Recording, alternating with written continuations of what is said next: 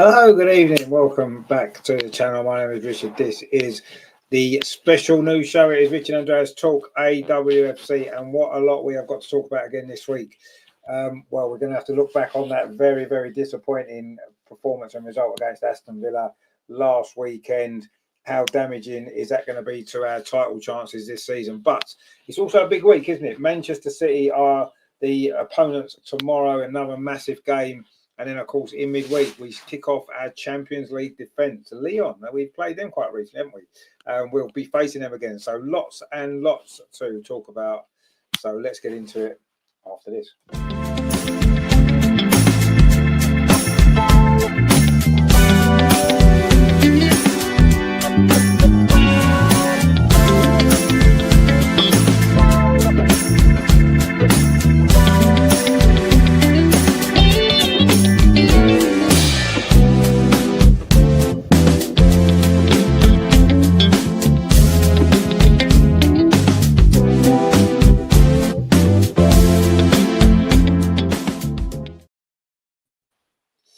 And of course, joining us as always is, of course, the Lord himself, Lord Andreas. How are you this week? Did you have a good trip to London?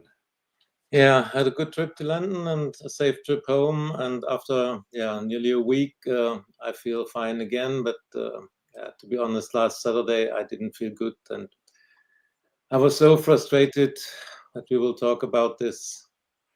We have time to discuss everything, but it was really disappointing. And I think the worst performance under Rene, if we ignore the Brighton and Villa away games at the end of last season, these were special circumstances, but this was a game in a new season, in a new title race, and it was frustrating. It was indeed frustrating. Ryan's Real Series says, come on, Man, you take some points off Chelsea. Of course, Man United played Chelsea tonight. It's just kicked off, I think. So we only got a draw there, of course, a couple of weeks ago. So let's see how Chelsea do there. 170 Gun says, this is a watch along. No, it's not a watch along. We're just doing our normal show. The watch along calls tomorrow for the Arsenal match. We'll keep you updated with the Chelsea score anyway. John says Chelsea 1-4, draw none, lost none, 4-10 against 2. Man United 1-3, drawn 1, lost none, 4-11 against 1. And then he says, oh, hang on, let me get me. He's a score draw written all over it 2-2. Well, that'd be nice. We'd take a 2-2, wouldn't we? John says, let's review last time. Play tomorrow. Exactly. John says, good evening, Richard. Oh, good evening to yourself, my friend. Good to see you. Guys, okay, we'll watch on replay after the United game. Well, we'll keep you updated with the score anyway while it's going on. But of course, this is the Arsenal women's show. So we're going to focus, of course, on the Arsenal women more than anybody else, aren't we? So there's only one place we can really start, and that is going back to, of course, that very, very frustrating, disappointing game last weekend.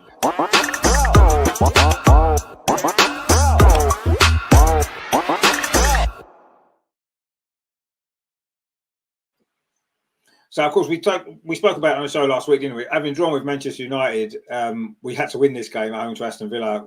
Quite honestly, we had to win it. But, we're coming up now, aren't we, to a year since Jonas left. And that performance on Saturday, it was like he's never gone. That was a very Jonas-like performance, which, we shouldn't be surprised about. I've said it all along that, Rene is a Jonas protege, if you like. So, obviously, there's a lot, but I don't know. I thought we'd got past that. I thought we'd got over that now. I thought, we knew how to deal with those type of games. And for whatever reason, I'm still not sure about it. It was such a flat performance, I thought. We were gifted the goal early on as well, which, we know we struggled to score first in games this season. In fact, that's the first game this season that we have scored first in. And I thought that's perfect. That's just what we needed. We were gifted the goal. Well, it kind of gifted it. It was our pressing kind of created the opportunity. Well taken again by Frida, who's in the goals again. And then you thought, right, okay, that's brilliant. Now we've got a platform here to go on and win the game comfortably. And that was how I felt it would go. But unfortunately, it never materialised. And okay, for large parts of the game, we had a lot of the ball, but it was very, very negative. And you could see the longer the game went on, the more and more Villa were getting into it. And, although the equaliser came very late, I wasn't especially surprised that they'd scored it. It looked like it had been coming, really.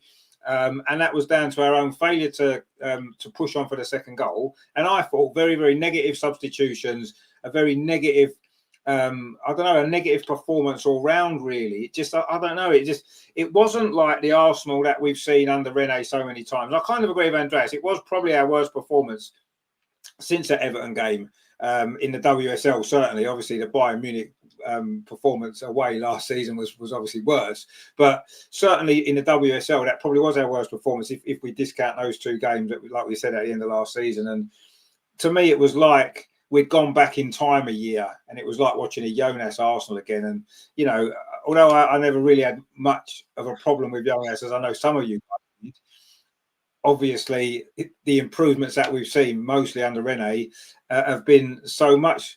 And I was shocked really by what I saw. I was shocked by that performance because, okay, Man United wasn't fantastic, but I didn't think we played too badly. And the draw away is not bad. We'll find out tonight how good a result that is when Chelsea's game finishes. But that performance against Aston Villa to me just was not.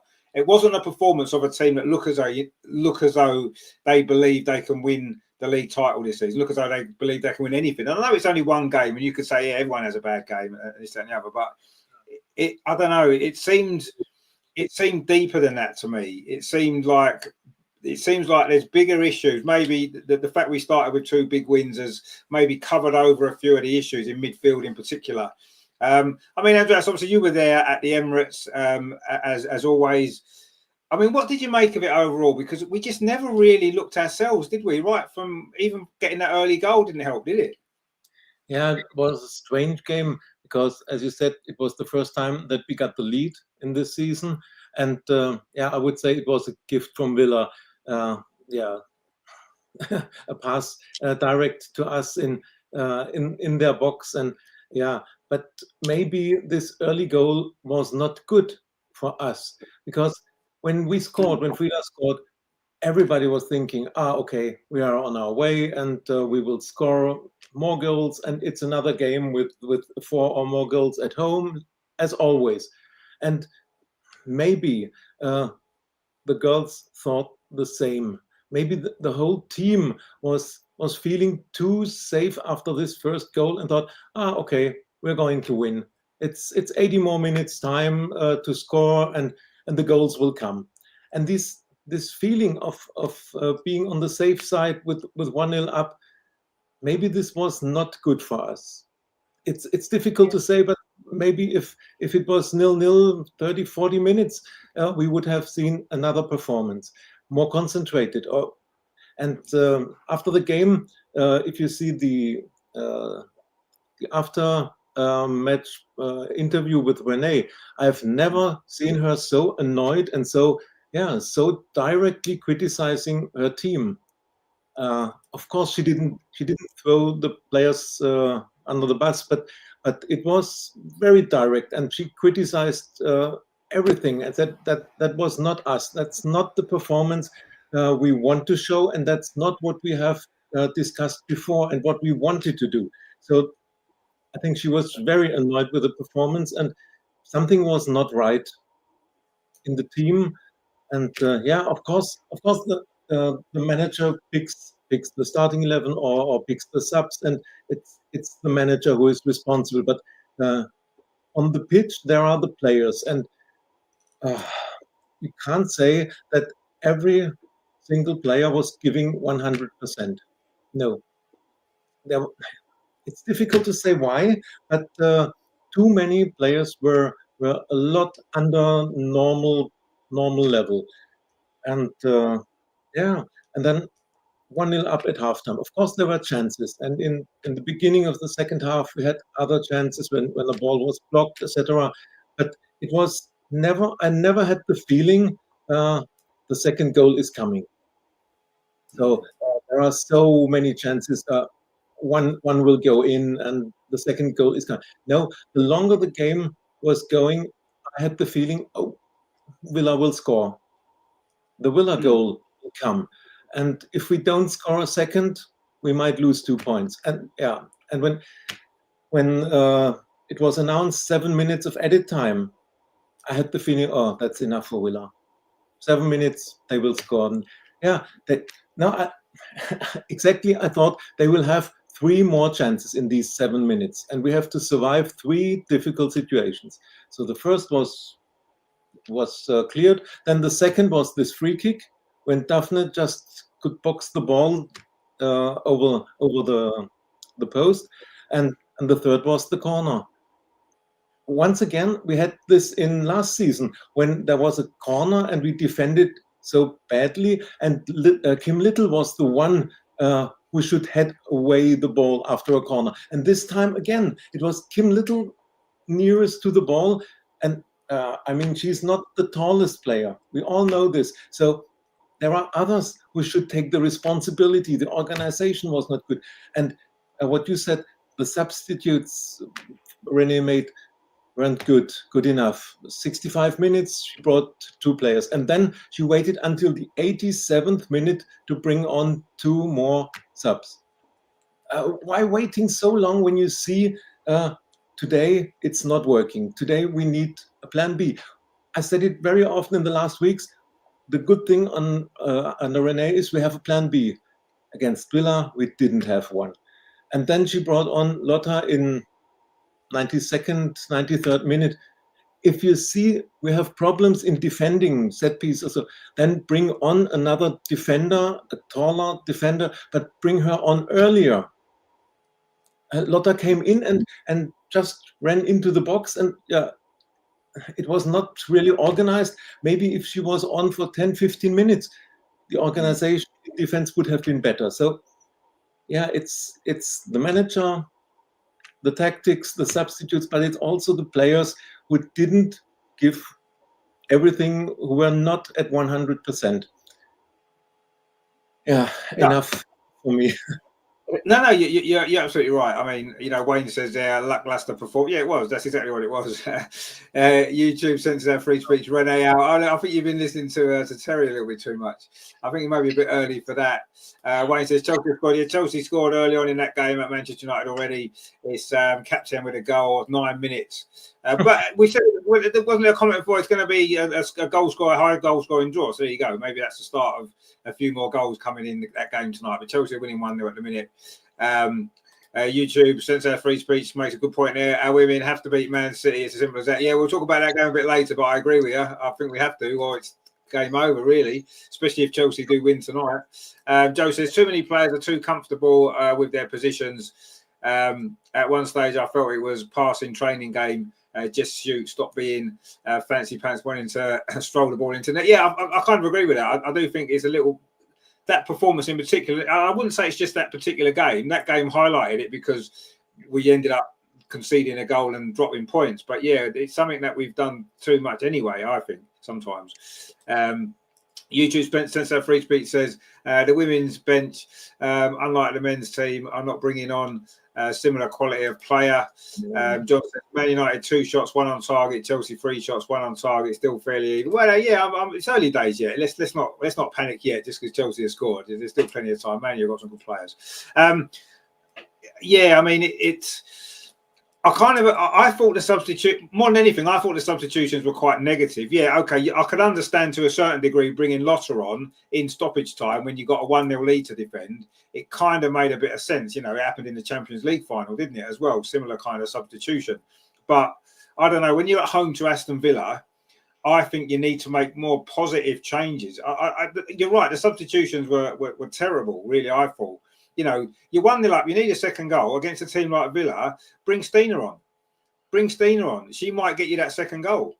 If she didn't come on at all. Obviously, when it was getting later on in the game at 1-0, you're probably not going to take that risk and bring a striker on at that point. Although you don't win titles and you don't win big trophies unless you're prepared to take a risk sometimes. And obviously, we didn't take the risk, and we ended up paying for it. But yeah, I don't know. The whole thing to me, I don't know.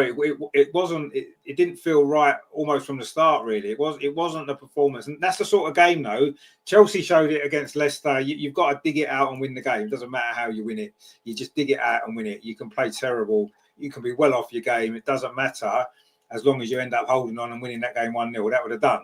It wouldn't have been brilliant, and we'd have been sitting here probably saying it wasn't a great performance. But they're the type of games that Chelsea have shown week after week, year after year. They're the games Chelsea win. and they're the games that we don't win enough of. And again, we've dropped points. And I agree, you kind of saw it coming. When it was 7 minutes of stoppage time, you're thinking, yeah, they're probably going to score, because we certainly didn't look like we were going to score, did we? It's almost like we'd given up trying at that point. We were just trying desperately to hang on for a 1-0 at home to Aston Villa. I'm sorry, that's not really good enough. But I thought the point you made earlier was quite interesting. When you said about obviously going 1-0 up early on in the game, which isn't something that we've done. I can't remember last time we went 1-0 up that early in the game. I can't even going into the back end of last season. And did that have an impact, actually? I think it might have done, because maybe we did almost get a little bit complacent at spells in that game, thinking the job was done. And maybe sometimes, although we don't like it, maybe sometimes going 1-0 down, especially early in the game, maybe helps us, because it refocuses everybody. We seem to show more determination, and we're very, very good at turning those situations around. Not that we want to be going 1-0 down. We've been saying plenty of times we need to start well, get an early goal. And that's what we did, and it didn't work out. I'm not necessarily saying that was the only reason. I think there was a few issues with the team that day, and the substitutions and everything else. But what we've got to hope for now is just, okay, it's two fairly disappointing results back to back, although I still think the Man United result wasn't that bad. Overall, it's not a bad result.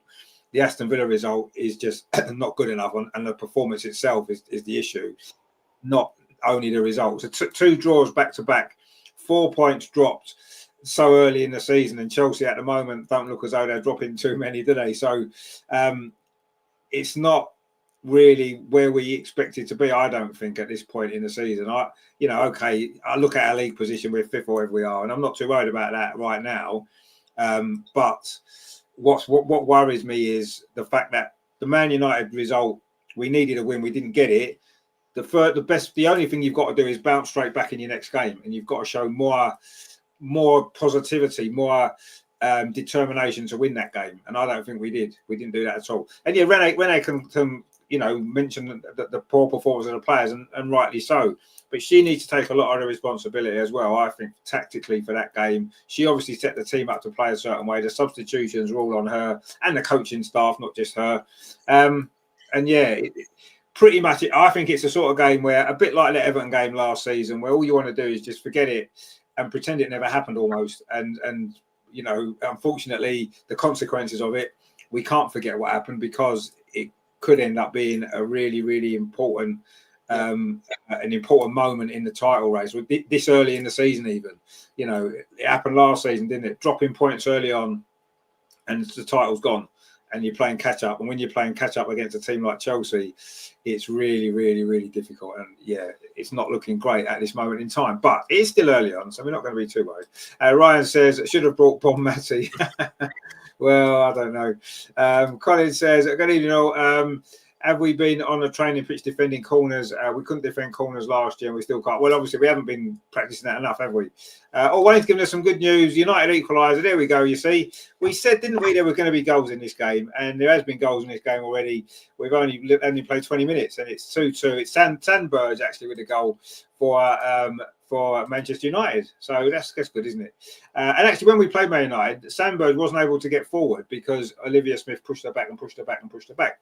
And tonight, obviously, she's managed to get forward and she's got a goal. So well done, Man United. You just need another 2 or 3 goals now just to settle our nerves a bit, and then that'll be great. Although, having said that, Man United are above us in the league as well. So, but anyway, we would rather a draw. I think that would be the ideal result, wouldn't it, really? John says, yeah, keep it even. Yeah, well, you said 2-2, John, so we're going to go with 2-2, but it's 1-1 at the minute. Looks like an exciting game, actually. So yeah, we have to learn from that, obviously, and we have to put it right, and we have to put it right straight away. And one of the reasons why we have to put it right straight away is because the next game tomorrow is another massive, massive, massive game.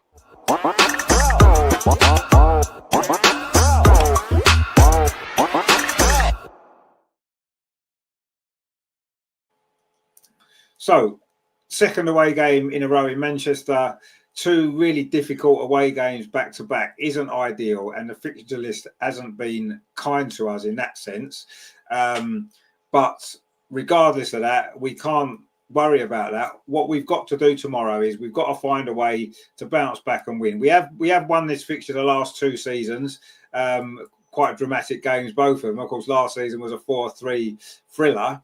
And of course, the season before, we got those 2 late goals right at the end to cost Man City the title. So we've got a decent record there in the last couple of years. We hadn't won there much before that. So, you know, we've turned that around. But this game now is not just, it's not just a normal, for me, it's not just a normal WSL game. It is now, as was mentioned before in the chat, we almost have to win. We almost have to win. And, you know, and when you're playing away against a team like Manchester City, you are a very, very good side with some exceptional players. That is not an easy position to be in. To have to go away to Man City and this early in the season, to, you know, particularly if Chelsea do end up winning this game tonight. But even if they don't, in fact, even more so if they don't, we have to win, claw them points back. But it's about how we bounce back. It's about the team selection, and it's about how we approach that game tomorrow. I think that's going to be key, you know, to how whether we get the result or not. I mean, Andreas, obviously, we've got to perform a lot better than last week. I mean, that much is obvious, a lot better. And it's going to be a totally different game anyway, the way Man City will play compared to our Villa play, stuff like that. But do you think we're going to be able to, first of all, turn that around and get the result that we need? Or do you think that we still might be suffering a bit of a hangover from the Villa game? And can we shake that off and go again and get that result that we need? I hope so, but at the moment, I don't think so. I'm not too optimistic, and I think we are looking too much on Chelsea. Let's Man United win this game, then we are 5 points behind United, and 4 points behind Man City.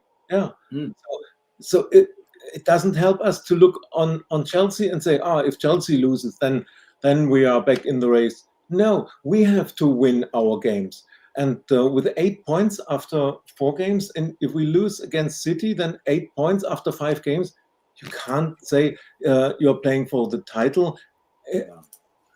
We lost four points in the first 4 games. Of course, it's difficult to play away at United. Yes. We discussed it last week and said maybe this is a point won and not 2 points lost. But after the Villa game, we have to be honest and say now we have lost 4 points, and the way we played doesn't give me much hope, because we were not pressing, not in movement, or it was also static and always passing backwards.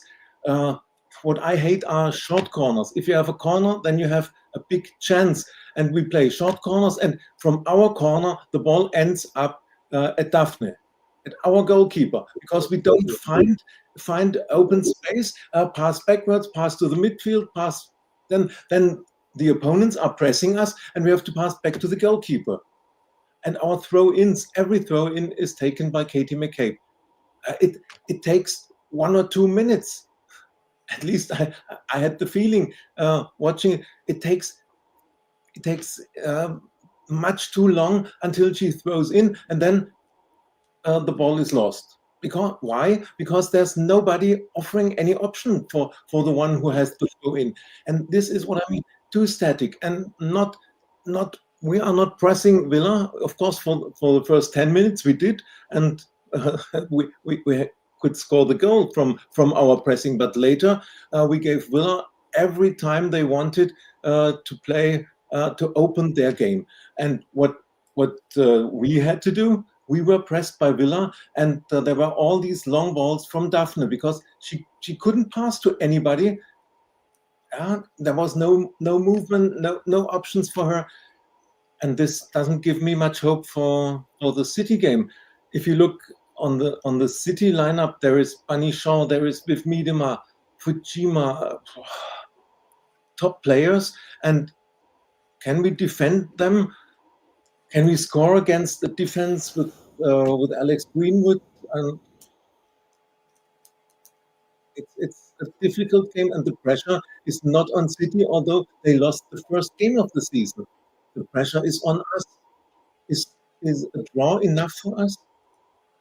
I don't think so, and that's the risk. And what one of our viewers commented, there are too many players in our team that can that have their place safe. It's always 8 players, always starting. Of course, you don't change the defense if you kept a clean sheet against United, etc. Goalkeeper, 4 defenders, yes. Then there is Kim, there is Mariona, and the 7 players in the defensive role are safe, and Leslie Russo is starting, so it's 8.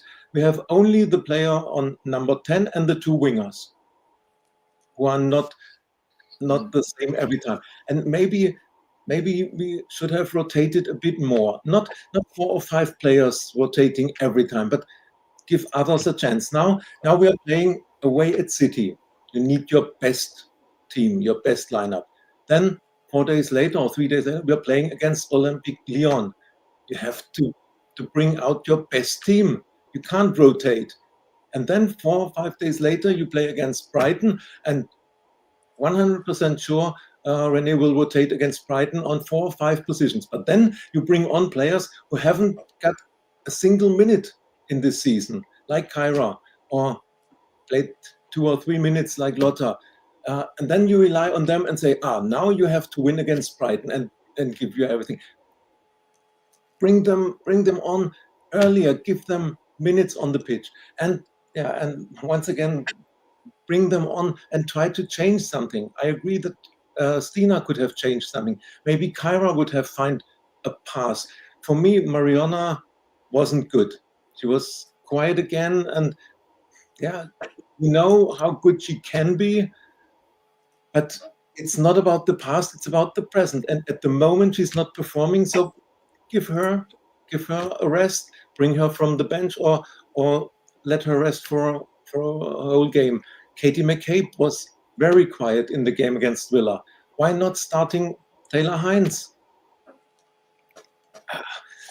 So I'm not too optimistic for tomorrow against City. We have the pressure, and as we said, a draw could be not enough for us. And for City, it's let's see. If it's a draw, they are still ahead of us in the table, 3 points ahead of us. And let's see. It's such a big game for so many different reasons. Colin says Chloe Kelly wasn't here last year. Well, she was here for half of it, but who was assisting Leslie Russo last year when she was scoring every game? Because they're not assisting her. Well, they're not now. You're right. Angie Bill said, good to see you. See Chelsea. They want to score. It is 1-1 though, Anne, so don't panic yet. Anne says, I definitely didn't enjoy Saturday's game, but as always, lovely to meet up with Andreas and Greg. Absolutely. Joe says here, hang on, if I can get a comment up. My mouse is just playing up today. Right. What would your lineup be? Well, that's interesting, isn't it? Obviously, we know Rene doesn't like making too many changes. Generally, so I'm gonna go through what lineup I would pick, and it's not the lineup I believe Rene will pick because I don't think she will, but the team I would pick if it was me, obviously Daphne in goal.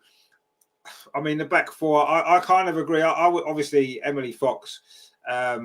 You'd have to put Katie Reid in because she's been our best defender by an absolute mile. Steph Catley's been doing okay, so you pay her again, and I would actually give Taylor Hines a start at left back. Tomorrow, 100%, I definitely would. In midfield, Mariona doesn't work with Kim Little. It just does not work at all. So I wouldn't necessarily leave her out of the team, but I certainly wouldn't play her there. Kim Little, she's a captain. She'd be in the team. I suppose I would put her in the team as well. And maybe somebody like Vicky Pelova sitting a bit deeper, because I thought a couple of years ago before her injury she was playing that position and I thought she played that position pretty well. So I would put them two there. I'd put Mariona in the number 10 position. Then in the wide positions I would probably go with Chloe Kelly and Olivia Smith. And then obviously, I mean, I personally, and it does annoy me. What annoyed me last week was Leslie Russo. I'm not saying she's not a great player because she is a great player, but regardless of how well she plays, she gets 90 minutes anyway, regardless. I didn't think she was brilliant against Aston Villa at all. You could have swapped her with Stina, but no, Stina's the one who gets left out of the team after the week before. Leslie Russo gets to play 90 minutes every single week. So I would leave Leslie Russo out of the starting team tomorrow and start Stina up front on her own. She's got a great record against Man City. She's scored the winner the last 2 seasons there. And that's what I would do. It won't be what'll happen. Renee will start Leslie Russo 1,000,000% she will. And hopefully she won't start the 2 together as she did against Man U, because that didn't work in that formation. But Mariona's got to move her position. She's got to be further up the pitch. She's got to be further up the pitch. You cannot have her in a position that she's been in all season, because we're just not seeing Mariona. She might as well not be playing. If she's going to play in that position, she might as well not be playing. Either play her further up the pitch where she can be brilliant, as we saw last season, unbelievable player.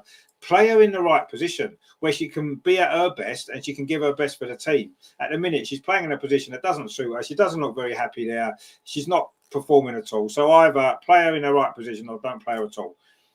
I personally would move her further forward. But will Renee change what? Obviously, they've been working on this in training, the Kim and Mariona kind of midfield partnership there. They've obviously been working on it. They're sticking with it in the games. I don't think it will change.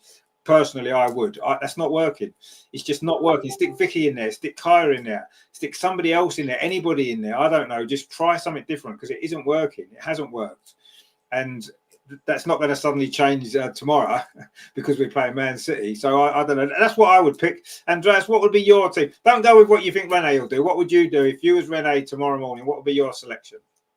Yeah, I agree. In the defense, I would change Taylor Hines for Katie McCabe and the rest unchanged. And then in midfield, I have Kim.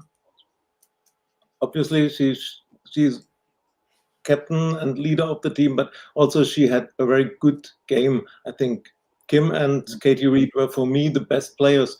So we need Kim in midfield.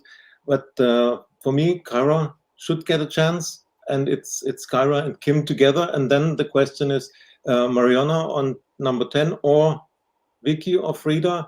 So too many changes might be difficult against such a good team. So maybe Mariona at number 10. But as I said, she should get a rest. And I would go for Vicky at the number 10 position, because she's not the natural number 10 or offensive part. She's playing it more defensive, and we are playing away from home. So yeah, I would try the risk and have the midfield with Kyra, Kim, and Vicky, and the attacking line would be for me also Olivia Smith, Leslie Russo, and Chloe Kelly. And then bring on Stina earlier if necessary, if we need a goal. And and then we would have the chance to react from the bench with Frida, with Mariona, with Mido or Caitlin, Stina. Yeah, let's see. That would be my choice, but it is far away from the lineup that Renee will bring on. Yeah, I don't think. Yeah, I'd like to think she does make a few of those changes. It would be great, but I agree. I don't think she will. I think it will be mostly the side. The only changes that's ever going to be seen to be made are going to be in the 2 wide positions. They seem to be the only players that seem to get rotated at the minute, and I wouldn't be surprised if we see Caitlin Ford and Beth Mead, for example, or Chloe Kelly, who's been on the bench recently, maybe Chloe Kelly and Olivia Smith. I don't know. They'll probably be the only changes that we'll see. And they're not the only 2 positions you can change in the team. You can change any of them pretty much. And maybe that's what we need to start doing a little bit more, particularly when we're not playing very well. But yeah, I don't think Renee's going to make 3 or 4 changes at all to the team. I just don't think she will. And I think we'll see Kim and Mariona in midfield again, because she's almost invested in that now. I say they must be working on that in training all the time, because they keep playing in the games. They've got to be. And it's like, I think that they're too far down the line with it now. And I think that's what's going to happen. I think that will probably be where they start tomorrow. But anyway, let's hope that Mariona can play further forward, because that's where she's better. John makes a good point here. Do we raise our game and play better against better teams? Well, that's a fair point. You could say that seems to be the case, because generally we do seem to do that, don't we? most seasons, certainly in the last few seasons, we've dropped a lot more points in games that we would have expected to win. For example, West Ham away, we've dropped points there. We've dropped points away at Spurs in recent years. You know, we've dropped points against teams that we would expect to win and beat. And yes, okay, we still drop points sometimes against the better teams, but quite often we do raise our game. I agree. We do seem to play well generally against the better sides usually. And often it means we can get good results. So we've won twice away at Man City in the last 2 seasons. Although we haven't tended to beat Chelsea very often, we generally have played a lot better in the matches against Chelsea than we do in some other games.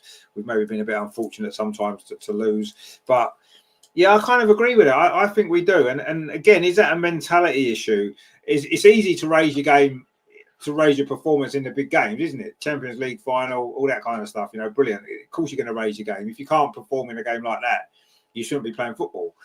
But where you win and lose league titles is how you do against the lesser teams quite often, isn't it? You know, Chelsea don't often drop too many points in them games. We drop too many. And maybe you're right. Maybe we do raise our game against the better teams, and we need to do that. We need to treat everybody as though it's a game we have to win, regardless of the opposition.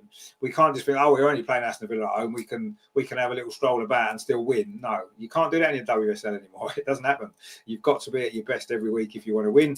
And that's something that we need to work on, that consistency level of performance and not drop off. I mean, Andreas, do you think it's maybe a mentality thing with that then? Because I agree. I do think we do raise our game against the better teams generally. Some of our better performances have come against the good teams, haven't they? At least last season, this was the case. And is it a mentality problem? I don't know. Maybe it's easier to be concentrated against a top team when you know you have to be at 100% in each second. Yeah, we knew in the Champions League final or in the away game in Lyon, we knew there is no space for the simplest mistake. And then there are other games like we had away at Brighton or Villa last season. At the end of the season, it's we will score, and the time will be on our side. And this was the mentality in the Villa game last Saturday. Time is on our side. We will score. And we only need a second goal to bring it to bed. Maybe if this Villa game would have been Chelsea or United at home last week, maybe everybody would have been more concentrated and would have tried to get the second goal for us. And I don't know. That's a problem for the coaching staff. They have to analyze, and if they come to the conclusion that it's a mentality problem, then which player has these problems, and then change something, and not bring always the same 7-8 players that they know a week before I will play, no matter what I do in training. And the others know I can do what I want in training. I will not be in the starting 11. Just look at players like Lotta or Lakodina, Kyra. They know whatever I do in training, I will be on the bench. Jenna Neiswanger, I can do what I want. I will not be in the squad. And that's what I said. And then rely on these players. When you rotate against Brighton or other teams, it will be a difficult situation. And we will learn a lot about the mentality of the team in the next week, in these 3 games. Absolutely we will. And we need to, if it is a mentality issue, we need to put that right, because you can't afford, especially now how competitive it is, you can't afford to switch off for one game, half a game. And says there needs Stina with her runs, but not with Russo unless Stina comes on as a sub at a decent time. Yeah, a decent time, exactly that. I mean, sometimes being 1-0 up as a coach, it must be quite tricky, because you think if you overcommit and bring on too many attacking players, you leave yourself open to a goal. But having said that, if you're at home, you should be looking to take the game to the opposition and get the second goal, make those attacking changes, do it. But no, I say Stina's got a great record against Man City, especially away. I would start her tomorrow. I don't think she will, personally, because she started at Man United, and obviously she was the one. I thought she had a really good game, but she's the one who got left out of the team the following game. So I don't think she will start. I would start her because I think she seems to have good joy against Man City's defence. So, but anyway, Colin says there, from what Lord Andreas is saying, do we need a new goalkeeping coach? I don't know if the goalkeeper's the issue. Is it really? I mean, I know she was making those long balls, but I mean, I don't think that's a goalkeeping issue necessarily, is it? No, I don't think so. Maybe what one of our viewers said, we should practice in training more defending corners or set pieces, but it's not a problem from Daphne. And what I said, that she had to play the long balls or the long passes, and often her long balls ended up at a Villa player. It's because she had no options where to pass, and that's yeah. When there is no movement and it's too static, and that's more the problem. Of course, it's good to have a goalkeeper like Daphne who can play the long balls and play out long balls, but not every time. If you do this every time, it's easy for the opposition side. They are doing this every time. Then let's press them, and we get the second ball in midfield, and then we can create something for us. Do different things, and that was also a problem, that we did always the same pattern. And I don't think it's a problem of Daphne or the goalkeeping coach. Too many problems at the moment. It seems to be, yeah. It seems to be problems everywhere. Joe says there, regarding throw-in side, I notice on-field players don't present themselves to receive the ball. Yes, that's it. Exactly. Yeah, that's what we mentioned before. Joe says there, do you both think it's showing Rene's managerial deficiencies? Well, I think Rene's managerial deficiencies were quite clear last season as well. I don't think it's just now. I think you could see some deficiencies in that, lack of experience to a certain degree, and I suppose the fact that we had that fantastic run and won the Champions League, you kind of you're prepared to forget that a little bit and put it to one side, aren't you? And then you get a poor performance or a couple of poor results, and suddenly you start questioning the manager again. And that's natural, isn't it? I think as a fan, that's what you do. Every manager really, like a player, is only really as good as the last game, the last performance. And history's history, isn't it? Just because you've had big success doesn't mean that the deficiencies that are there now should be ignored just because we won the Champions League last season. And I think Rene has got deficiencies as a manager, definitely. Of course she has. Every manager has, I suppose, at the end of the day. No manager's perfect. And, we've said it before on the show that previously she seems to have learned quickly from mistakes and put them right. That didn't really happen last week. It has to happen tomorrow. She has to put it right tomorrow. They all do. All the players do. And maybe they'll have a point to prove because of that performance last week. Let's hope so. I mean, obviously, Andreas, Rene's not perfect as a manager. She's fairly inexperienced at a very, very top level. She's had a lot of success very quickly at Arsenal.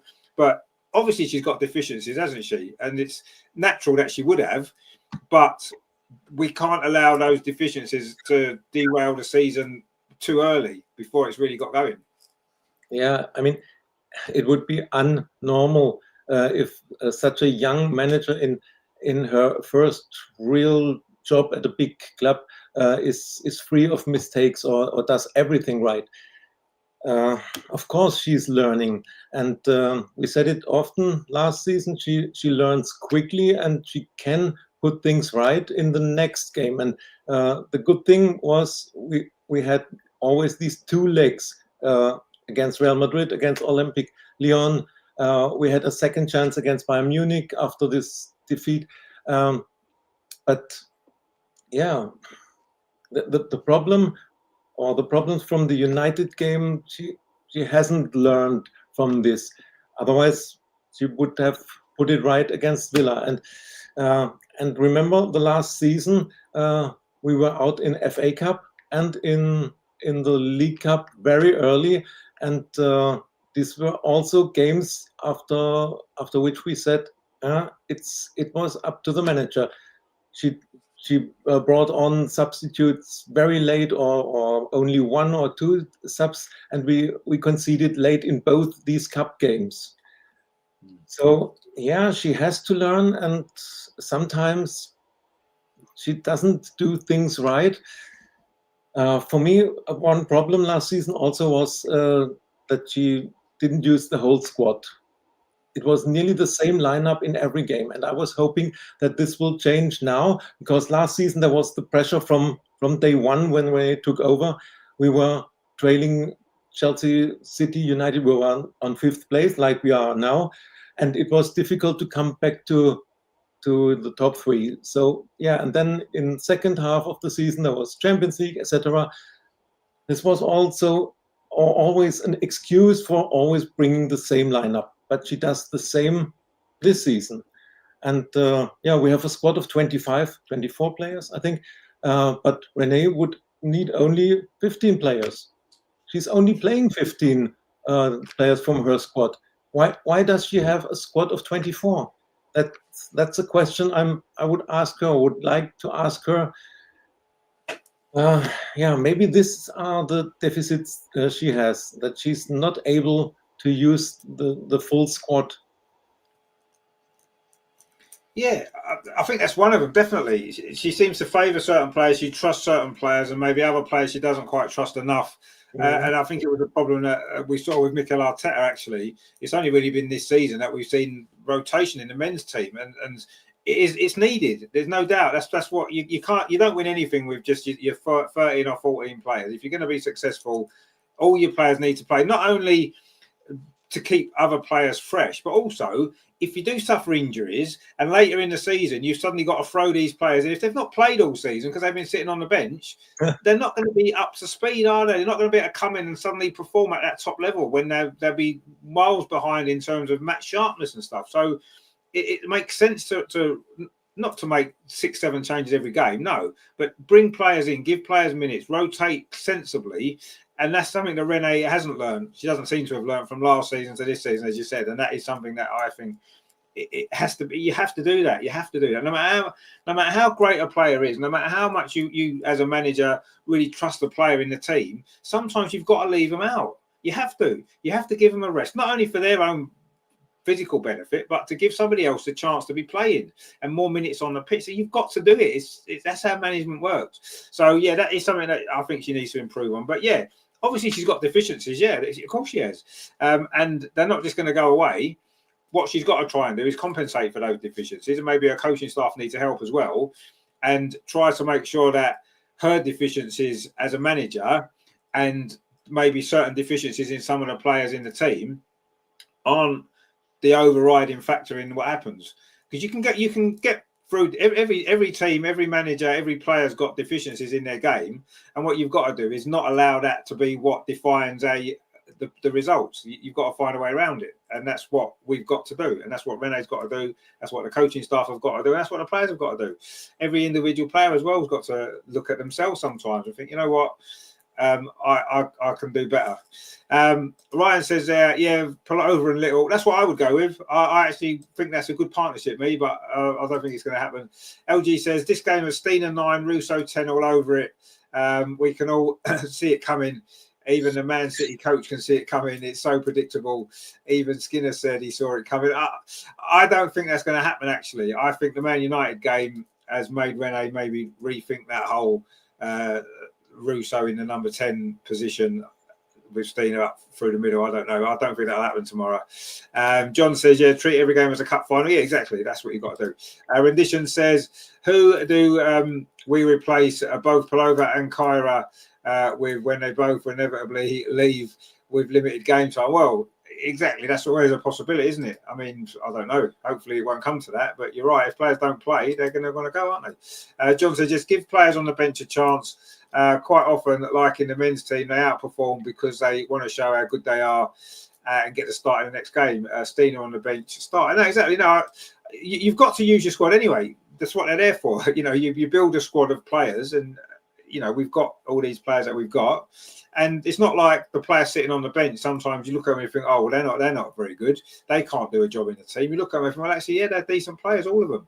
They can come in and do a job. You know, we've got a lot of options in lots of different positions. and we need to make more use of it. Absolutely, we do. But let's see. It's still early in the season. LG says the title was already gone in October last season. That's why you can't keep on dropping points early on when you're up against Chelsea. Exactly. Yeah, we said that before. You know, this season is looking already very similar to the position that we're in this time last year, and the whole point of Jonas going and bringing Rene in and giving Rene the job was that we were going to see improvements in that area. And yes, winning the Champions League. What I don't want to happen is the success in the Champions League last season almost like becoming something that, well, we can forgive everything else. It doesn't matter now. We've won the Champions League. No. If we don't push on this season and at least win something bigger than just the Subway Cup, for example, if we don't do that, if we end this season with nothing, it would almost been a waste of time winning the Champions League if we haven't built on that. And if we haven't grown and developed on the back of it. I mean, it was fantastic, and obviously we'll never take that away, but it will almost become a waste of time if we don't use that as a platform, which is what I thought we were going to be doing. We bought Olivia Smith in, the first £1 million player. We started the season looking pretty good, and what we can't afford to happen is the season just fizzle out. The WSL season just fizzle out, and I don't want us even to think, well, okay, don't worry about that too much. The league title might have gone. Let's focus on the Champions League again. No. Yes, we want to do well in the Champions League, and of course we do, and we want to try and win every competition, of course we do, but we can't just let the league just fizzle out because, well, Chelsea are too good, we can't match them. Do you know what I mean? We need to, I don't know, we need to be sorted out, and I don't know, I want to see us do a lot better. I want to see us do better this season, and last season's WSL was gone far too early, and we can't do that again. We can't. We've got to keep, even if we don't win it, we've got to keep ourselves in it. At least make it look as though we've got a chance. You know, put some pressure on Chelsea. You know, put some pressure on Man City. Put some pressure on Man United. And last season we didn't really. We came second, but we never really threatened Chelsea at all. This season we've got to at least put some pressure on them as a minimum. As a minimum, hopefully more. Jimmy says there, Man United playing good football. Well, Man United do tend to play good football. Didn't really against us, did they? Because we didn't really allow them to. LG 170 Gunner says Man United actually have a good team. They do have a good team. Yeah, they actually do. That's why I don't think a draw when we got there away from them was actually a bad result against them. I don't think it was. Obviously, last week's game was different. LG says, I've said it before that our wingers are being over-rotated, which leads to loss of relationships between the wingers and the fullbacks. Yeah, no, I agree. They are. That's the only position that gets rotated. And you're right. Unless you've got relationships, and also as well with a striker. If you've got a striker and two wingers that know each other's game, you're going to get better results, aren't you? When you're changing your wingers all the time, you've got the same striker, it's not going to be the same deliveries coming in, is it? Because they're all different. They've all got different attributes.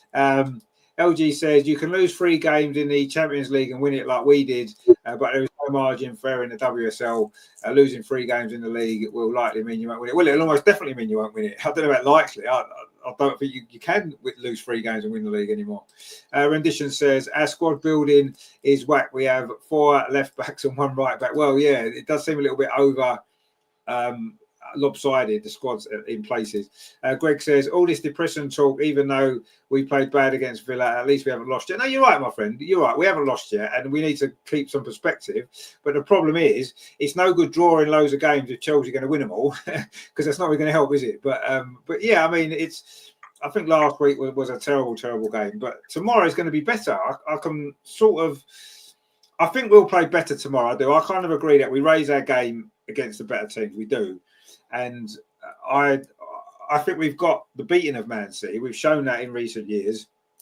And I think we can turn in a really good... I think we'll play a lot better. I think we'll do well. But is it going to be enough? Can we go there and get the victory? Again, on paper, look at it and think, a draw away at Man City, you know what? That's not a bad result, depending on how the game plays out. But in normal circumstances, I would take a draw away at Man City pretty much every season because I don't think that's a bad result. But in the circumstance of where we are now, is it going to be enough to keep us in that race? Especially, I mean, it's nearly half time. It is half time at Man United. It's Man United 1, Chelsea 1. Could be points dropped for both of them two there. So in that circumstance, maybe a draw tomorrow, if that's how it played out, wouldn't be a disaster. But I don't know. We've got a chance potentially to claw some points back tomorrow. And I don't know, we need to find a way to do it, don't we?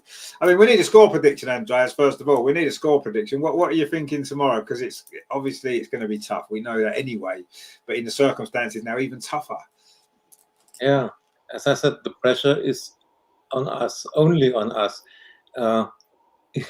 Even if we take a draw, then we are still 3 points behind City and 5 points behind the leader of the table, whether it's Chelsea or Man United. If they draw, then it's 5 points to them. If Chelsea wins, 6 points to Chelsea after 5 games. It's brutal, but I would say if we don't win tomorrow, then the league title is gone, and we have to, as always, as in every year, we have to concentrate to be competitive for the top 3. The WSL has only 12 teams, only 11 games in the first half, 11 in the second. It's not like the Premier League where you can lose a game or can drop points. If we, as I said, it's brutal. If we don't win, then we have lost 6 points in 5 games. No team will win the league who drops 6 points in the first 5 games. But at the moment, I'm not optimistic for tomorrow. I just checked the squad for Man City, and if I see Grace Clinton, Yuri Hasegawa, Sidney Lohman, Khadija Shaw with Miedema, Aoba Fujino, they have so much attacking power and not the pressure to must win. Just imagine if they score the first goal. I can't see us come back. We have to open and risk more, and then we will concede a second one. And unfortunately, this is my prediction for tomorrow. City will win 2-0, and we will all be more frustrated tomorrow evening. Maybe it helps that I say we lose, because last weeks I was so optimistic. I said we win away at United, we beat Villa. This time I say no, City will win 2-0, and for us, title race is over on Saturday evening. I hope I'm wrong. I think we all hope you're wrong, but I don't think too many people would be surprised if that is the way the game plays out, unfortunately. And I think, if we draw or we lose, that's 3 games in a row without a win, and after 6 games, that's not enough. It's not good enough in the league. It's just not good enough. 5 games, sorry, in the league, it wouldn't be good enough. So I think a defeat tomorrow would be a disaster. Quite honestly, it would be a disaster. And would we be able to come back for that in a title race? Probably not. I agree. But let's see. Ryan says, let's be positive, 2-1 to Arsenal. We'd love that, wouldn't we? John said, need to capitalise on the opportunity if Chelsea and Man City slip up today. Well, yeah, either one of them or both of them are going to drop points tonight for certain. So we've got an opportunity to claw back some points on at least one of them, haven't we? But we'll need to win. Greg says, if anything, it was West Ham who let us down. Well, they didn't help, did they, by losing to Chelsea? But anyway, we kind of expected that, really, didn't we? Joe's gone 3-1 Man City. Wow. That's not good, is it? John says, Chelsea got 2-1 against Man City. We should be able to match that. They were at home. We're away, not quite the same, but yeah, hopefully we can. Jimmy says, I'll go 4-2, or 4-2 would be great. Greg's gone, we'll win 3-1 as long as Andreas doesn't meet the players before the game again, as he gave them the wrong advice last time. Yeah, maybe that's what it was. I don't know. John says, I think after the last result, we'll really be on it and push for a few goals. I'll go 3-1 to us. That's good. I like to see that. LG says, I see a 2-1 Man City win, unfortunately. Bunny Shaw will be too strong for Reed. Well, I don't know. I mean, Bunny Shaw doesn't have a great record against us, does she? We say this every time. Greg says, City attack is nothing to worry about.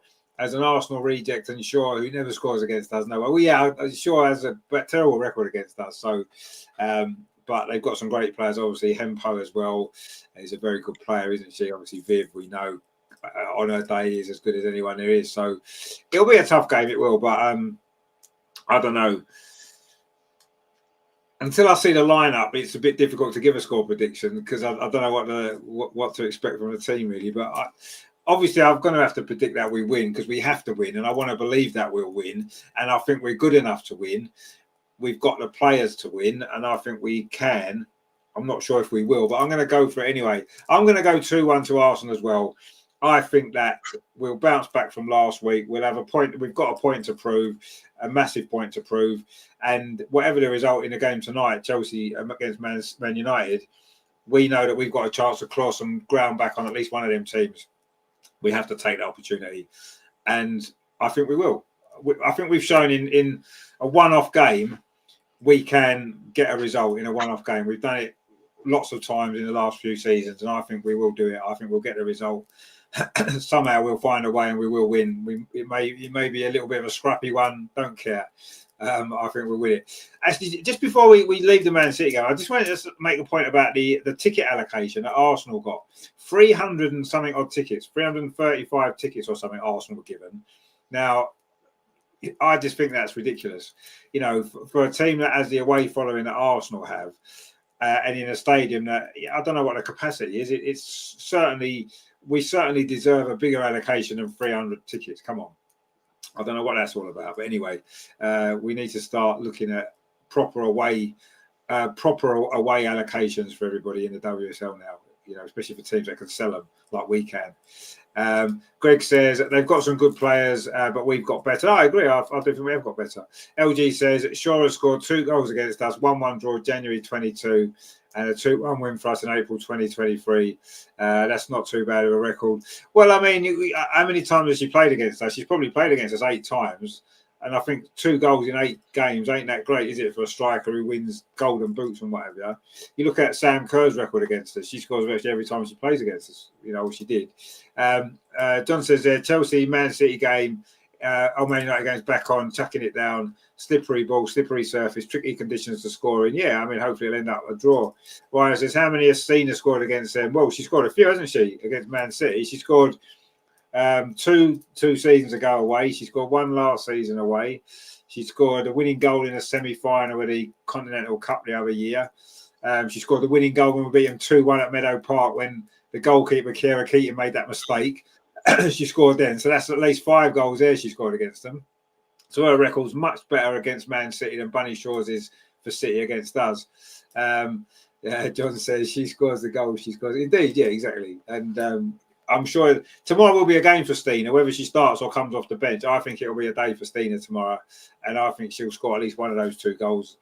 And it'll be enough for us to win. Right, obviously we've got a Champions League game as well, but let's quickly go through the other games this weekend with our predictions just before we get on to the European game, see where we are. So obviously tonight, Man United, Chelsea. I know the games at half time or second half just started. I think a draw as well. Andreas, do you think a draw tonight?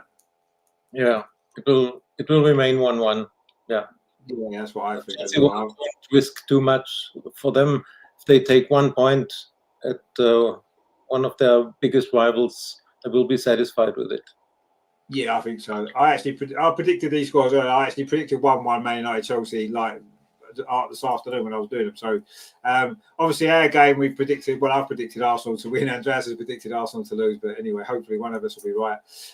Leicester. Funny enough, the other games all look quite close games actually.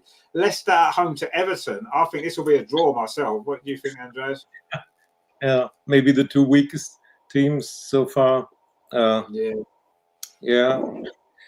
For me, I think Everton has the better squad, but Leicester is at home, so yeah, it might be 1-1 or 0-0.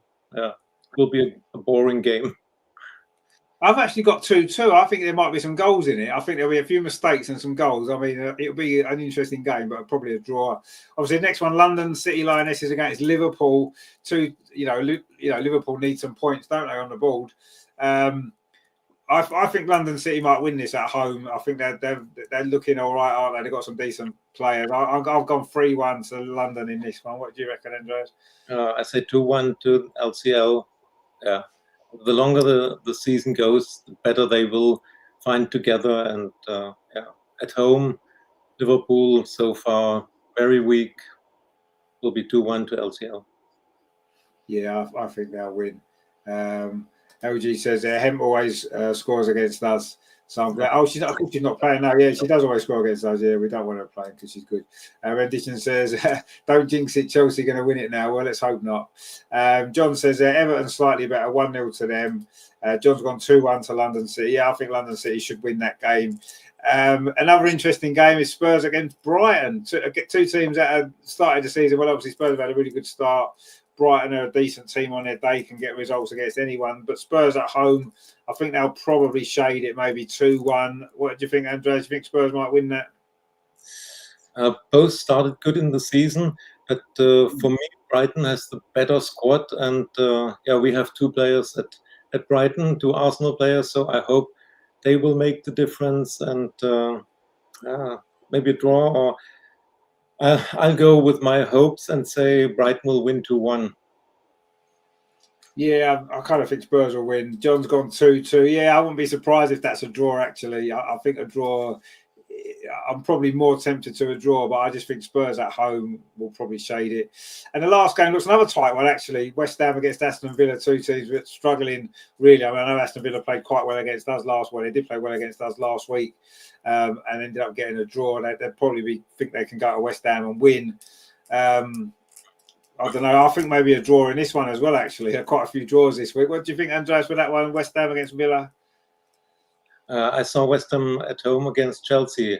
I was at Dagenham, and it was a terrible performance from West Ham in the first 30 minutes. Villa will win this, and I say 3-1 to Villa. Well, yeah, I mean, potentially they could win it. You know, they had a good performance against us. But I don't know. I think West Ham might sneak a draw. John says West Ham on minus 12 against Villa. Villa to win 3-0. Well, yeah, maybe you're right. They have conceded a lot of goals. Obviously, we scored 5 against them as well, didn't we? So, maybe Villa will maybe snatch that one. Then maybe you're right. Right. So, of course, after Man City, depending on how we feel, depending on how the game's gone, we do start our defence of the Champions League, the new league-style format, slightly strange competition, which we did speak about a couple of weeks ago with the draw was made, and we kick off with a team that we met not that long ago.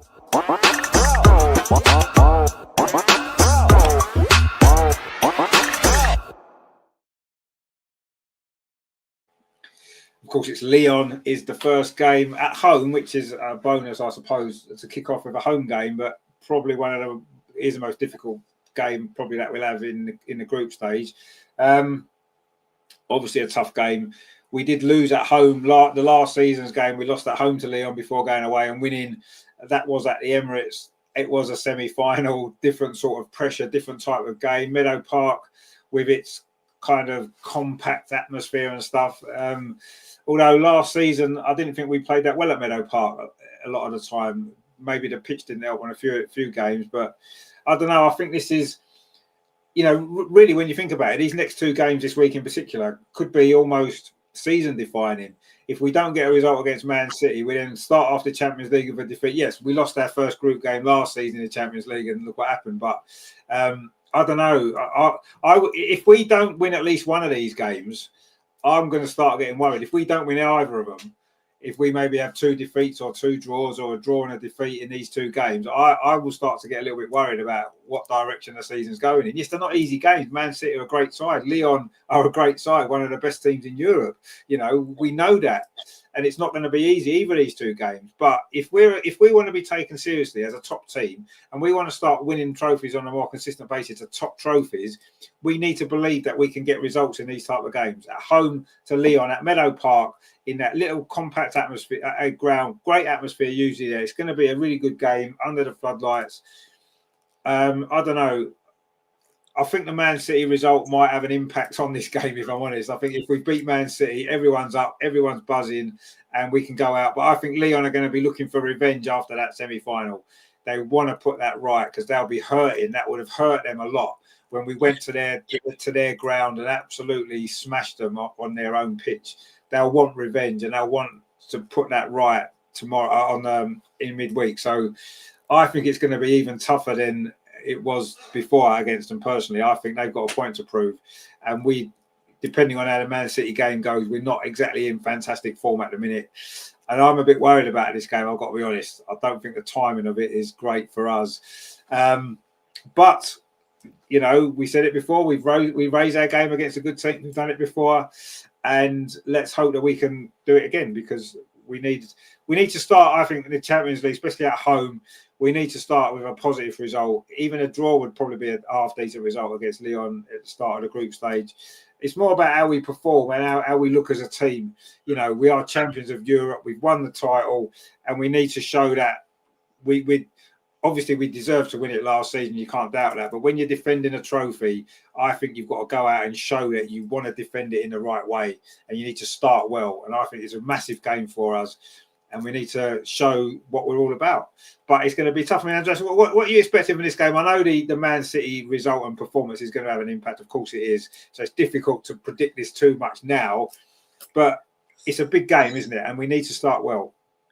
Yes, it's a massive game for us. And Lyon will have respect for Arsenal. And different to last season when they came to the Emirates and won 1-1, but they deserved to win there. And now they have something to prove, because this 4-1 defeat at their ground, I'm sure it still hurts them. But they will come with a lot of respect, and it's Meadow Park. It's a different atmosphere, and I hope it will be sold out, although it's midweek. I'll be there, and it was not easy to get a ticket. After 19 minutes, all reserved seats were sold, and only standing was available. So let's hope for a good atmosphere, and we showed what is possible when we have this Meadow Park atmosphere. I remember the Bayern Munich game. We wouldn't have won it at the Emirates, I think. So let's hope for support and for a brilliant atmosphere. But the Lyon team is a very strong side, and their last two results last week, they won 5-1 against Paris Saint-Germain. This is their only real opponent in the French league, 5-1. And just checked today, they won their away game at Lens 8-1. Oh. And if I saw it right, there was Ingrid Engen was not playing, Lindsay Horan was not playing, also Jule Brandt was not in the starting lineup, and still 8-1 away. So they come with a lot of confidence. Fantastic players. Of course, they lost Ellie Carpenter to Chelsea, but they got Ashley Lawrence in a swap deal.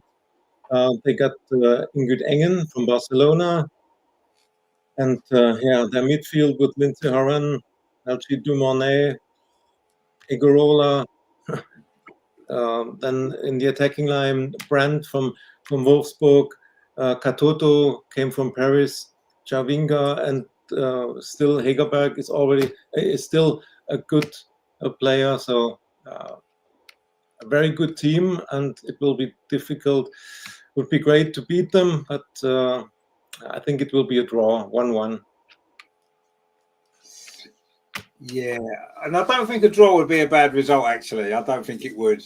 You know, at home to Lyon in the first game, it's a tough way to start. But yeah, I think if we've lost to Man City, though, I think everyone's going to be down in the dumps, and I think it'll be even tougher than it is anyway. But let's hope for a positive result against Man City, and then I think we can go into Lyon game on Tuesday with, you know, feeling in better spirits, and then I think we can get a result, and whether that's a draw or a win. But I'm kind of swayed towards a draw myself. I'm kind of thinking 1-1, 2-2. I can see there being goals in the game because there's a lot of attacking talent on offer. Meadow Park as a stadium tends to produce goals, I think, anyway. So I wouldn't be surprised. I'll go 2-2. I think it could be an exciting game, and we'll get at least something from it. Rendition says this is a crucial period now. If we lose to City and Lyon, it will be crisis mode. Well, yeah, it will certainly. Yes. Put it this way, I think if we lose to City and Lyon, we'll almost be in exactly the same position we were last season when we lost to Bayern and Chelsea, and we know what happened after that. Not that I'm saying that should happen if we do lose these next two games, but we'll be in exactly the same position that we were in last season at this point in the season, and that's not what we needed, and that's not what we expected, and that's not where we should be. But let's see. John says very tough. Can we raise our game this time? Is a question. Could go either way. Absolutely, could go either way. We saw that last season, didn't we? You know, that they were the better side at the Emirates, won the game. We went over there. We were the much better team, won the game deservedly, and went through. This is a one-off game in the league, totally different, which is why I fancy a draw, because I don't think there's much to choose between us. They've got some great players. They're a very good side. So are we on our day. So I think a draw. Joe says, are the games being shown on Disney Plus? Yes. What, the Champions League? Are they on Disney Plus? Yeah. Yep. Oh yeah, because I think they got the rights, haven't they? So yeah, it looks like it is on Disney Plus. So that's on Tuesday, of course, the Lyon game that we're playing. So going to be interesting. It's going to be a great game. Of course it is. You know, it's two of the best teams in Europe going head to head again. And that's what the Champions League's all about, isn't it? So you're looking forward to that as well. But yeah, if we haven't got a result against Man City, then that is going to be a very, very tough night indeed. It will anyway, but even more so. Yeah. LG says, I think the last two games, Rene has been Arteta-fied. Well, yeah, it seems that. Certainly, I felt that against Villa. That was the most Arteta performance I've seen from an Arsenal women's team for quite some time.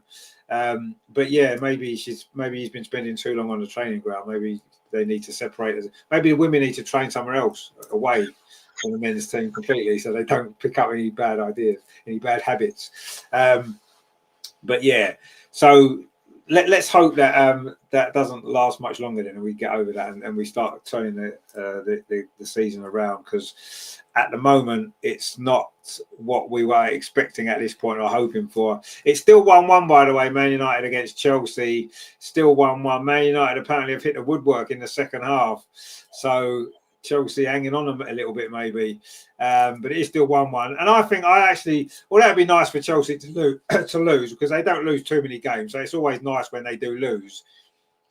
I wouldn't be dissatisfied with a draw at all, actually. Both teams dropping points would be a good result, but only if we win tomorrow.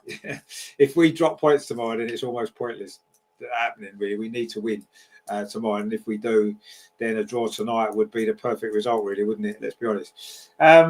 So yeah, it's a big week. It's a really big week, and it's such an important part of the season for us as well. Now I know it's so early on, and it seems like why are we panicking like this early in the season? But as Andreas said before, we know there's not many games in the WSL. You don't have the opportunity to lose 2 or 3 and drop points in 2 or 3 games and still end up winning the league, especially when you're up against a team like Chelsea that just don't drop points very often.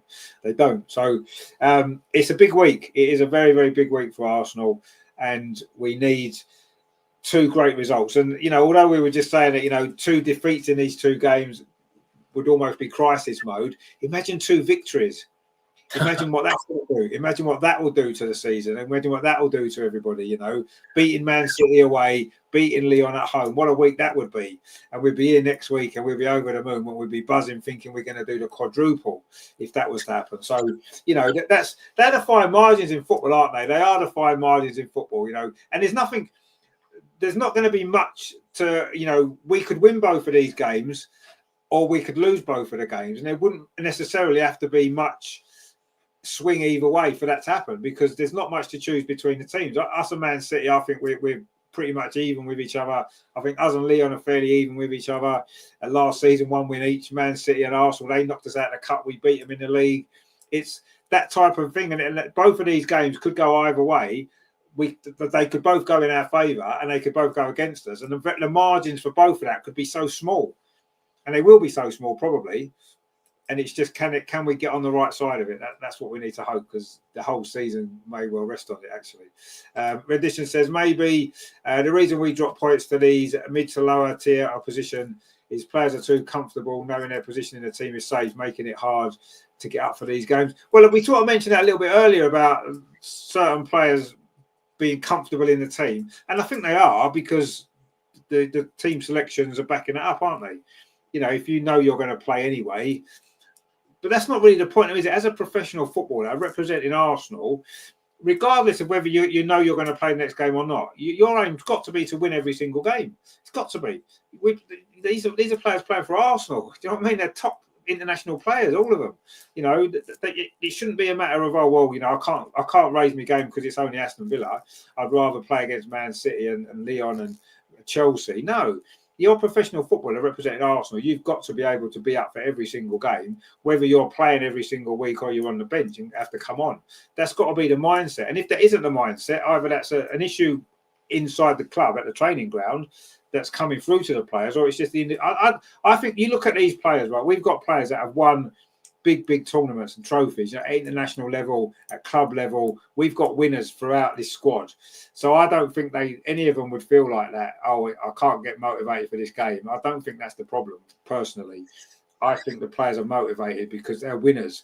They know what it takes to win big competitions. All of them do, pretty much. There's not many players in our squad. Okay, we won the Champions League last season, but there's not many players in our squad that haven't had success, haven't won trophies, is there? You look at them, they've all won trophies, haven't they? Somewhere in their career, either international level, at club level, or both. So I don't know. You don't win trophies like that if you think, well, I can't be asked to raise my game. I'm not bothered about this game. It's too easy. No, I don't think we've got that attitude in our team, personally. I do think the team needs to be rotated more, and some players need to be shaken up a little bit occasionally by being left out of the team. But we can't. We haven't. I don't think we've got players that have that attitude. I don't. Do you think so, Andreas? Do you think any of them players think, oh, I'm going to get picked anyway? Doesn't matter. We should win this game. Do you believe that? Do any of the players think? I don't think they do, because I think they're all winners, aren't they? Yeah, I'm convinced that every player wanted to win against United or against Villa. Yes, but if you are sure you're going to start every game, so maybe you lose 1, 2, 3% in training intensity, maybe, and others who don't see a chance of playing, they might lose also a bit of intensity, and this is a small margin, and maybe these are the 1% that was missing in the end. If you see or look at the Chelsea squad, they have to fight for their place in the lineup every single week. There is so much competition and so much rotation in this team, and I saw them in their away game at West Ham. They were pressing from the first second, and everyone seems to be fighting for the spot in the lineup. And maybe this is a bit missing for our squad, that players are too safe that they will start, and others can be too sure that they have no chance to start. Even if it's 1 or 2% missing, then it ends in a game like the Villa game, where you miss the intensity. Yeah. No. I mean, yeah, that I think that is true. Rendition makes a good point as well. It may not be conscious, but if you're too comfortable, complacency sets in. Yeah, maybe that's more. That's maybe more the reason, I would say. Maybe it's a subconscious thing. You know you're going to play, so sometimes that intensity does. Like you said, I think the margins now are so small that if you even drop 0.5% in your game, if 3 or 4 players in your team drop 0.5% from the level, you're going to find it hard to win against anyone, because of how high the standard is now. So yeah, maybe, but then that should come from the training ground, comes from the manager. They should be picking these things up. They should be looking at players and thinking that player's too comfortable, that they've become too complacent, and shake them up, leave them out of the team, pull them to one side, speak to them, say, look, this isn't acceptable, it's not good enough. And you might not be aware of it, but we've been watching from the side and we analyse the performances. So yeah, if the players aren't aware of it, the coaching staff need to be aware of it and need to do something about it. Absolutely. Rendition says there, we need our squad to push each other. Yeah, exactly. And I think they do. I think they do. I really do. I think in training, I think they're intense in training. I think they are trying to push each other. And I don't necessarily believe that there is a complacency, really, but sometimes some of the performances you look at and you think, what's going on? What has happened? Like last Saturday, for example, it's like, wow, where did that come from? So I don't know. There is obviously there's some issues there. I don't think they're majorly serious right now, but if this next week doesn't go to plan, then I think some questions will have to be asked. I really do. If we lose these 2 games or we don't win either of them, I think we'll have to start looking at a few things a little bit more and saying, you know what, these are problems that need to be resolved and need to be looked at and discussed, and hopefully the team and the manager will do that. But let's see. I'm still confident we're going to bounce back and have a good week. I think we'll beat Man City, and then that will take us into that Lyon game, and I don't think we'll lose to Lyon if we beat Man City. I think if we lose to Man City, then I would be really worried about Tuesday. I've got to be honest. I will be really worried about that game, and I can see us that getting away from us. So let's hope for the best and hope for a really positive week and 2 really good performances. And if we play well, we've got a great chance of getting the results that we need, quite honestly. So we'll see. John says there, maybe the drop is subconscious, like a mental block when we play the lower teams. Difficult to spot in training, only appears in the game. Yeah, that's fair enough. But I do feel as though if you're a manager and you know your players, you would be able to see if it's dropping off during the game. You would be able to pick. You should be able to pick that up in the analysis of the game, shouldn't you? If it's happening in 2 or 3 games, you should, as a manager and a coaching staff, they should be able to pick that up. And yeah, so maybe in training, you're right. Maybe it would be difficult to spot. But it shouldn't be difficult to spot in the match when all this analytics is going on. You know, they watch the games back 50 times, analyse every single thing that players do nowadays, don't they? Every single thing they do is analysed. So I don't think they can't miss it in games. I don't think it needs to be addressed. Whatever player it is, if it's Mariona, if it's Leslie Russo, if it's Kim Little, if it's Katie McKay, whoever it is, no matter what their status in the team is, if that's what's happening, it's got to be sorted out, hasn't it? You can't afford any player to be less than 100% every game. Yeah, you have to be. You can't afford not to be. Not for a club like Arsenal, anyway.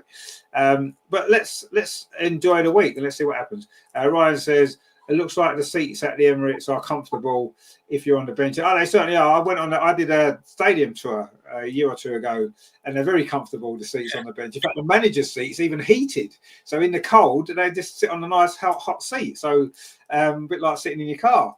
So yeah, the seats are comfortable on the bench, but you don't really want to be on the bench, do you? You shouldn't want to be on the bench. If you're a top player, the last place you want to be is stuck on that bench. You want to be out on that pitch performing, especially at the Emirates with the crowd and stuff like that. Surely you don't want to be on the bench, but they are comfortable seats. Absolutely, they're lovely.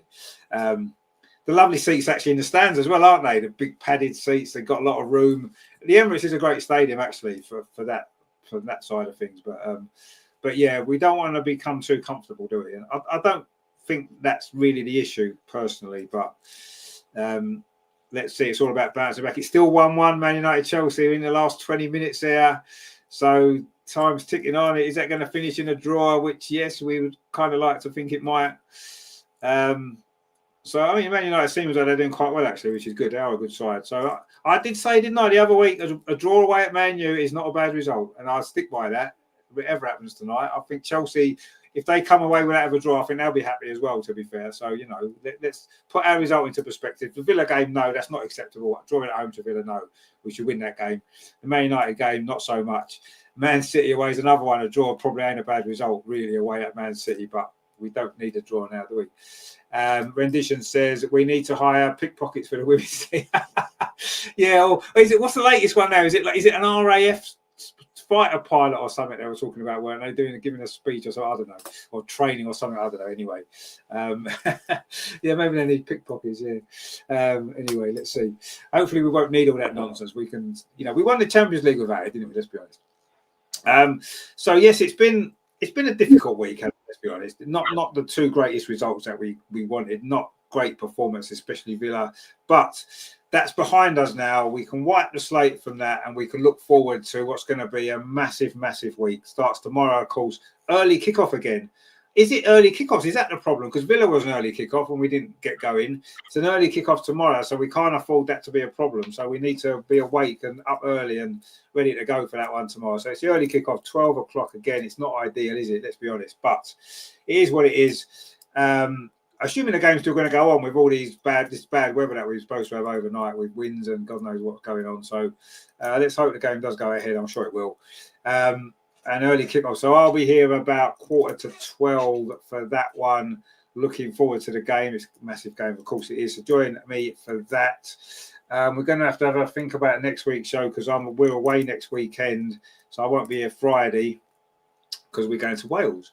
So we might have to do the show Thursday, maybe. Would Thursday work?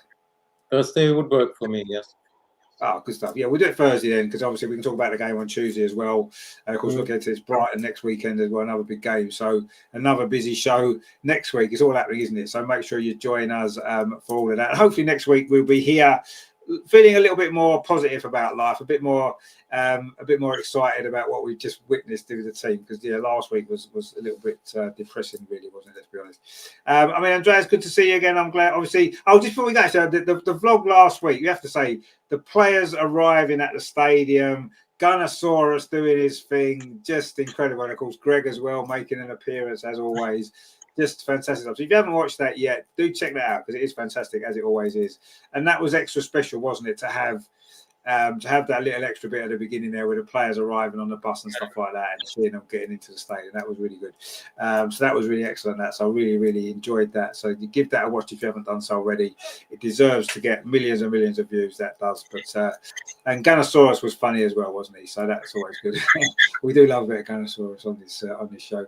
Andreas, it's good to have you back in. You enjoyed the show. Obviously, not the most upbeat show this week, but it is what it is. Hopefully next week we can be a bit more happy. Of course, I enjoyed being part of the show, and it's always easier to talk after a big win than when you have to discuss two games that didn't went the way you wanted it. It's difficult, but I think it helps to share the frustration and to talk about it and find the reasons for the bad performance. And I think we did this, and with the comments from the viewers, very interesting. So I enjoyed being on the show, and I'm looking forward to hopefully better games. And the next vlog will be from Meadow Park. Oh, of course, yes, Lyon on Tuesday. That is going to be excellent. That's going to be exciting as well, isn't it?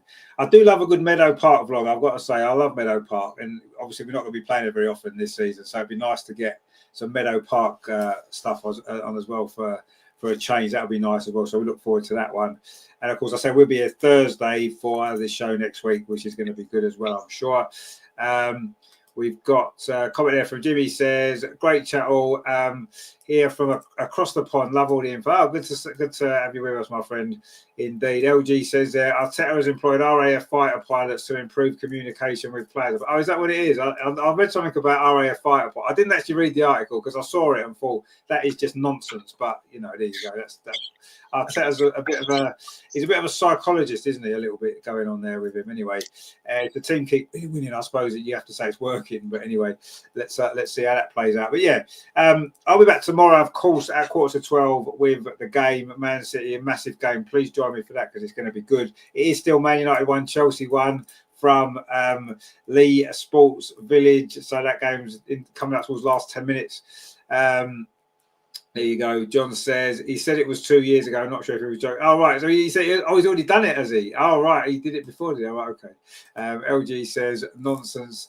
Indeed, from us. Yeah, most of it is, to be fair. But anyway, if the team wins, they win, don't they? That's what it's all about. Maybe Rene needs to get some RAF fighter pilots in to look at whatever's going on. Ryan says, need a megaphone. Well, yeah, you need a megaphone, yeah. John says, not nonsense, used by big sports teams. Well, it's nonsense in football, though, isn't it? But anyway, let Arteta crack on what he wants to do. If it's what he needs to do, let him do what he needs to do. And let's hope Renee does what she needs to do tomorrow and Tuesday, gets 2 big wins for the team. That's all we worry about in here. So join me for that tomorrow, 11:45 for the game. It is going to be a good one, but you don't want to miss that. Thank you very, very much indeed for all your comments tonight as well. John says they couldn't hear each other on the pitch. Crowd was too loud. Right. Well, obviously, yeah, that's going to be a problem, isn't it? It's difficult to hear players when I don't see what RAF pilots can do. They can't help you shout from one side of the pitch to the other, can they? I don't know how that's going to work. Anyway, we'll be here tomorrow for the big game, Man City. Of course, we're going to look forward to that because it's going to be great. And don't forget, of course, to join us as well on Thursday. Andreas' vlog will be out as well, probably Wednesday. I'll get that one out when I've got all the clips together and stuff like that. So make sure you watch all of that and watch the Villa one as well. Forget about the game. Don't worry about that. It was rubbish, but the vlog's really good. The 4-match stuff's really good as well. So definitely check that out because that'll be good. So thanks for watching, guys. Like, share, and subscribe, of course, as always. We'll see you tomorrow for the game. Andreas, always a pleasure. Have a good weekend and enjoy the games that's coming up. Of course, have a safe trip over to London again. And we will see you all next week. Come on, you Gunners. Let's do it. Let's do it. See you soon, guys. Take it easy. Thanks for watching. Bye.